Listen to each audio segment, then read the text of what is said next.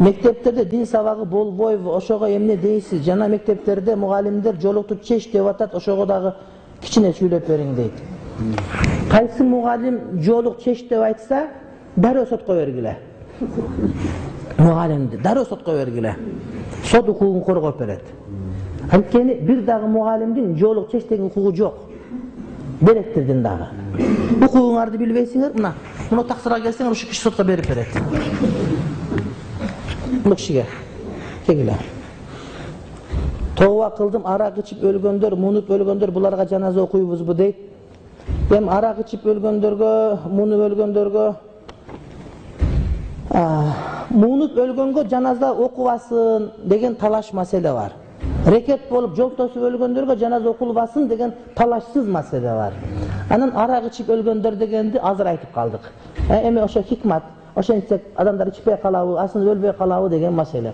Men öylem munup ölgöndөрgө janaza okulunbasın degen fatvanı kayra жаңыртып көбүрөөк айтыш керек, анткени азыр aslında ölgөндөр көп болуп kaldı. Özgөнгө kelip bizge bayan kılıp bergeningizge sizden Allah Taala razı olsun. İmanınız daim dep gelip meni maktaptır. Allah razı olsun. Manga biröler akça bergen, oşonu işletip kayra toluktap turam tuura elebi deydi. Manga biröler akça bergen, oşonu işletip kayra toluktap turam tuura elebi. Akça sizge berilgende iki türü menen beriledi. Misal için birö 100 so'm berdi, amanat dep. Oşol 100 so'm amanat berilse, oşol 100 so'm kagaz var go. Oşol kagazın özün saktap, özün aparıp kayra beriş sizge amanat bolot. Nabada uyuңuzga ört düşüp büyüyüp ketse, төлөп бербейсиz. Бирок sizge карыз деп 100 so'm берсе, аны каалагандай кыласыз, өрттөнүп кетсе төлөп бересиz. Amanat деп бергенби же карыз деп берген ошондой. Эгерде аманат деп берсе, анда ошону иштеткенге укугуңуз жок сиздин. Учкада эле кепти, учкада аманат деп берди, сактап кайра өзүн бериш керек болду. Жоготуп бер, башка сатып алып берем, жок, милдеттүү эмес. Даңгенаны бөлүштүргөндө биз бир үйдү союп, 6 дөбөгө бөлүп таразага тартпастан бир дөбөсүнө мисалы 1000 сомду бөлүштүрөт, ушул дурусбу? Ар бирин таразага тартыш шартпы? Жок, шарт эмес. Даңгена дурус. Коңшулар бири-бирибизден нан алганда сөз таразат жок. Бухар алымдар айтат, нан алып бериш көп болгон себептен эми бир азмаз 100 грамм, 200 грамм фаркы жок, ошол себептен муну дурус деп айтышат. Адамдар ошон үчүн кечиришкенди үйрөнүш керек. Пайгамбардын бир хадиси бар. Соода кылганда дейт, өзүңөр ата элебесиңер да арам алыш аралашып калат, ошол себептен соодаңарга садака аралаштырып тургула дейт. Анча-мунча чыгарып турсаңар дейт, ошо менен тазаланып турат дейт да. Ошол сыяктуу жакшылык болот.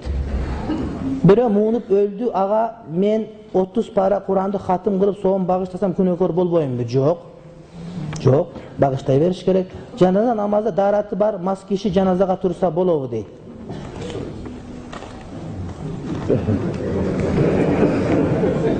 Болот.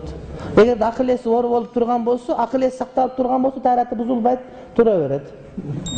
Намазды окуй берет. Качан намаз окубайт?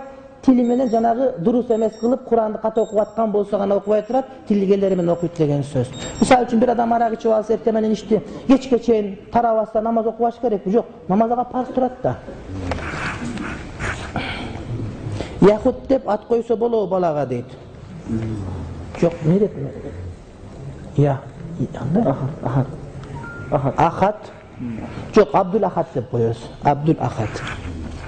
Боюнда бар аялга нике кыйса болобу дейт. Эгерде өзүңүздөн боюнда болуп калса, сизге кыйса болот. Анан башка бирөөдөн боюнда болуп калса, никеси ол ажырашып кеткен болсо, анда боюндагысын төрөгөндөн кийин иддасы бүтөт, ага нике ошондо болот. Анан базарга барып көзүн жумуп алып жатып алган экен, кимден боюнда болгонун билбей калып, зынадан боюнда болуп калыптыр.